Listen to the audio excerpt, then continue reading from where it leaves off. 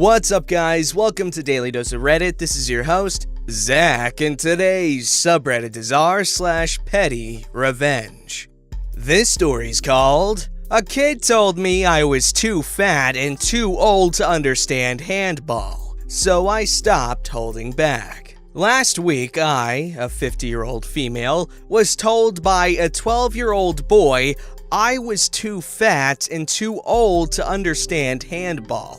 I watched him play with the other kids for a bit, and he was a complete arse about it. He'd deliberately taunt the younger kids, promise them he wouldn't get them out, then send devastatingly fast balls at their heads and point and laugh when they got out. He changed the rules so he never got out, and he blatantly cheated. I inserted myself into the game. He was very condescending and promised to go easy on me. I smashed that ball all over the court. Low shots, high shots, balls with spin. He didn't stand a chance. The best bit was, after I got him out for the 4th time, the other kids cheered. I spent the rest of the afternoon teaching the kids how to play while he sulked in the corner. Petty as fridge and immature as hell, but super satisfying to see him get his comeuppance. Yes, I'm a terrible person, but he was much nicer to the other kids the next day. Edit, for those wondering why a 50-year-old is playing with kids, I'm currently working as an out-of-school hours care educator in Australia. I'm talking about handball as in the lunchtime game played by school kids, also known as Foursquare. In this particular version of the game, you each stand in a small square that is part of a larger square. You hit a tennis ball to each other with your hands. The squares are designated ace, king, queen, and dunce. If you're an ace and you get out, you go back to dunce. If you're in any of the other squares, you leave the field and someone else comes in. We don't play dodgeball. That's barbaric. I've never watched any of the shows that have been referenced, except in passing as I flick through the channels. I was annoyed by both his attitude to the younger kids when he won, and by his assumptions about me based on my age, gender, and body shape. Hope that answers all the questions. Oh, I remember when I was in elementary school, I used to play a game similar to that. We called it Foursquare, but it was a little bit different. I'm not exactly sure what the differences were, but I believe we just numbered the squares instead of, you get what I'm saying. But this story was cool. I love it when cocky bastards get schooled. Literally. This story's called, "Lady Demands to Speak to an American. Never says what language she wants." Some background. I'm an American that was born and raised in the South. It's an obvious dialect. Also, English is a second language for most people here. Language barriers are not uncommon. All of this comes into the revenge. Years ago, I worked in a call center. It was a large company with English and Spanish departments. I worked in the English department but sat next to our Spanish department. I handled billing. No one calls billing in a good mood, but in general they're angry with the company, not the rep. You calm them down, fix the issue, and you're off to the next call. Few customers are memorable, but this one I will never forget, and I still laugh. This call happened on a busy day with long wait times. This just made the revenge sweeter. The call went like this. "Thank you for calling blah blah blah. I want an American on the phone." "What?" "I said I want an American on the phone." "Ma'am, I'm an American." "I want an American on the phone." At this point, I can only assume I'm not speaking the right language. "Un momento, por favor." I put her on hold, transfer her over to the Spanish line, and just giggle to myself. But it didn't end there. The lines were starting to calm down, and I was chatting with one of the Spanish reps when his desk mate pops up and says she's got a psycho on the phone. It was the woman I had transferred. She was going ballistic. The Spanish rep had her on mute while talking to us. I apologized and told her what happened. She started laughing, then looks right at me and says, "I'm gonna put her back in the Spanish queue." The Spanish department had a blast laughing at this crazy bench as they kept putting her back in the queue. I don't know if she ever got her issue fixed. Then again, we never found out what the issue was either. She was too busy yelling at everyone. Moral of the story, be nice to phone reps. Yeah, people seem to forget that America doesn't necessarily have an official language. Well, obviously, as part of the naturalization requirements, you have to know English at least a little bit, like enough to get by, because as you know, a lot of America does rely on the fact that most of its population does know English. But the point remains that there's technically no law out there that says English has to be what you speak. And frankly, to force an individual to speak any language in America is un-American. This story's called, I Fed the Female Dog Dog Treats. On mobile, forgive spelling, formatting, and all that. Buckle up, kiddos. This is a long and exciting ride. Unfortunate wording. The year is 2006. I was a young, dumb girl that had gone and gotten myself married to someone completely wrong for me. He refused to work, and as a result of financial difficulties of us both being in school and only me working, we found us living with his mom. Let me tell you, that is every newlywed's dream. Over the course of us living with her, anytime I would buy myself a food treat, mother-in-law would eat it. Didn't matter what it was or where I hid it. She was a bloodhound for sniffing out things that I bought just for me. The final straw was one night we had gone out to dinner at the Cheesecake Factory. I had taken my slice to go and put it in the fridge. I was gonna have it after work the next day. Next day at work is absolute crap. And the only thing getting me through my shift is the slice of cheesecake I know is in my fridge. I go home and pop the lid off the container and it doesn't look right. There are mother-loving fork marks all around the outside perimeter of my cheesecake. Like she could just sneak some off all around and I wouldn't notice. I was pissed. I went and handed it to her and told her she may as well eat the rest of it. Fast forward a few days and I am at the pet store picking up some dog food.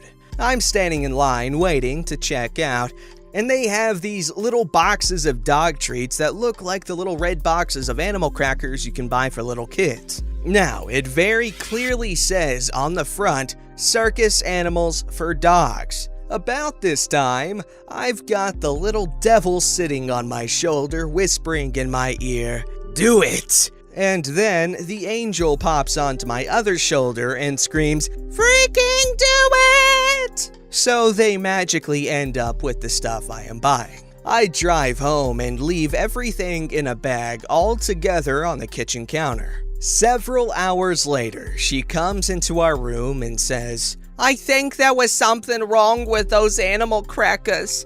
They were the most awful ones I've ever eaten. I had to eat a whole thing of frosting with them just to finish them." All I said was, "Huh," and shrugged my shoulders. Okay, so my question is, once she realized initially that it was really bad, like she was eating a dog treat, alright? I don't know if any of y'all have eaten dog food before, but I have out of curiosity because sometimes it looks pretty good, you know what I'm saying? But anyway, they don't taste like human food. Every fiber of your being is telling you, this is not for your consumption. This is food, but not for you. So for her to eat one, be absolutely repulsed, no doubt, and then for her to think, oh, it just needs frosting. So she gets frosting and eats. Why? What went through her brain? This story's called Steal My Friend's Orange, Enjoy a Night of Puking. My best friend forever and I were sitting in English literature. She had an orange on her desk. This boy took it and refused to give it back. He wasn't being a bully or anything, but kinda teasing. And then he ate it in front of us while he was laughing. So we told him he shouldn't have eaten it. Why not? Because it was in my locker for 2 weeks. I was gonna throw it away after class. Yeah, plus she dropped it on the floor and we were kicking it around. And then I stabbed it with my pencil. I think part of the lead broke off in it. I hope you don't get lead poisoning. He accused us of lying and we just shrugged and ignored him for the rest of the class. The next day, he came to class. He didn't look too good. Said he was up that night puking.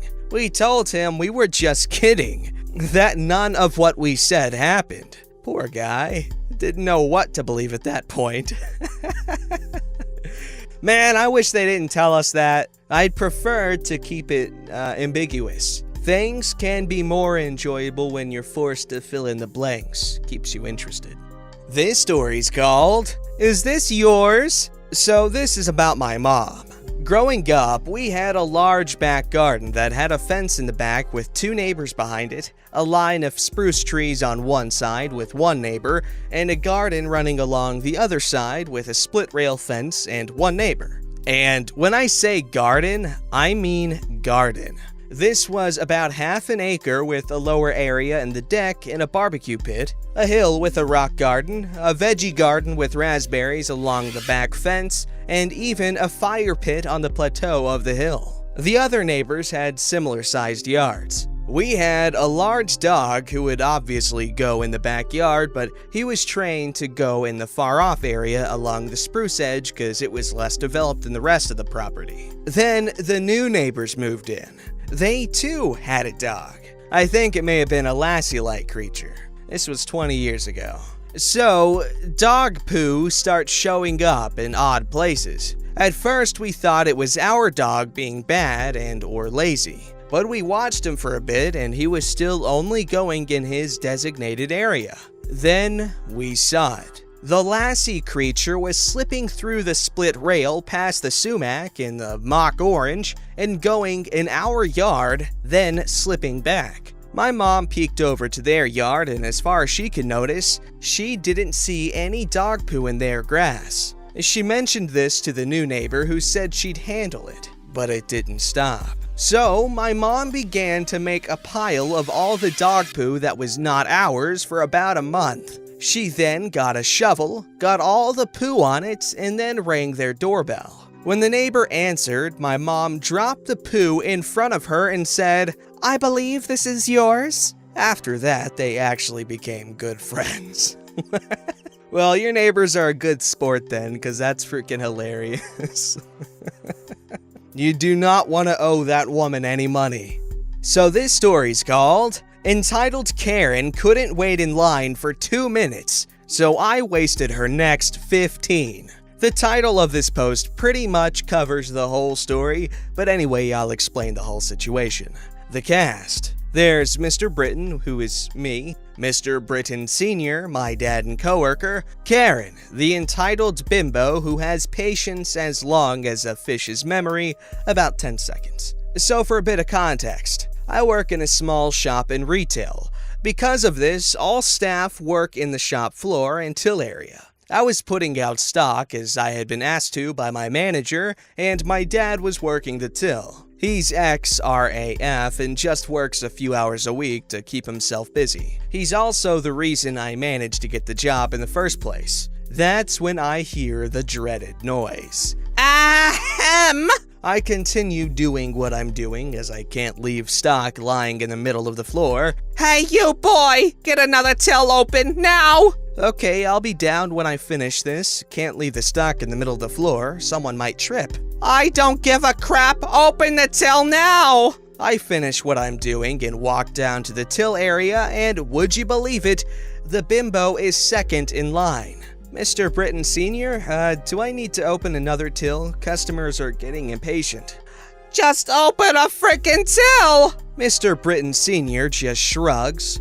So I did as she asked, but I made sure to take as long as possible. I scanned things wrong, I asked all the questions, and I scanned really, really slowly. In the end, the 2-minute wait she would have had if she just stood quietly and waited ended up being 15 minutes. It wasn't much, but I just wanted to be awkward. Sorry about formatting, I'm on mobile. The power that is given to retail employees in key moments like these is what makes it worth it, I'm assuming. That and also the crappy pay.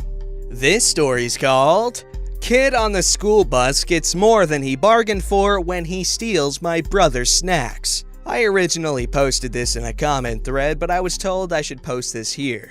There was a kid on the bus in middle school that would not stop stealing my brother's snacks, so we decided to teach him a lesson. Story's a little long, but worth the read. This preteen imbecile, without asking, would snatch my brother's backpack from the seat behind us and root through it for food. He would then proceed to loudly complain to anyone listening if there was nothing edible or if he didn't like what he had stolen. We repeatedly told him to stop, but this continued to occur over a span of several months. So as anyone would do in this situation, we decided to fill a bag of very enticing-looking corn nuts with dog kibble and wasabi balls. For those of you who don't know, wasabi balls are the same size and weight of corn nuts, and you can't taste the spice until they've been in your mouth for about 3 seconds. The kibble was also the same size and weight as the corn nuts. As per our previous observations, we learned that the kid would tear these bags open and pour about a quarter of the bag's contents into his mouth at once. So we planned accordingly. We made a small incision at the very bottom of the bag and took out about half of the corn nuts, and replaced them with the wasabi balls and kibble. We then used invisible tape over the incision to make sure the thief wouldn't suspect anything and shook the bag to mix the contents. In my opinion, it was great handiwork for two 12-year-olds barely passing math. The next morning, we were more than ready to enact revenge. Our plan worked seamlessly. When the kid took the backpack and stole the bag of corn nuts, we discreetly watched from the other side of the seat. He didn't think to look around while tearing open his prize. As hypothesized, he poured about a quarter of the corn nuts into his mouth. He chewed for about 5 seconds before he spewed the kibble, wasabi ball, and corn nut mixture all over the floor of the bus. He didn't even look at us, which was probably a good thing, seeing as we were trying our hardest not to burst out laughing. Needless to say, he did not steal my brother's snacks after that incident, and he got in trouble for making a mess of the bus. I have many more stories about this dude throughout the rest of middle school and into high school, but this is by far my favorite. I love stories about food thieves getting sabotaged food. And also, tampered food is like one of my favorite ways to kill a target in Hitman games. Yeah, I'm so excited for Hitman 3.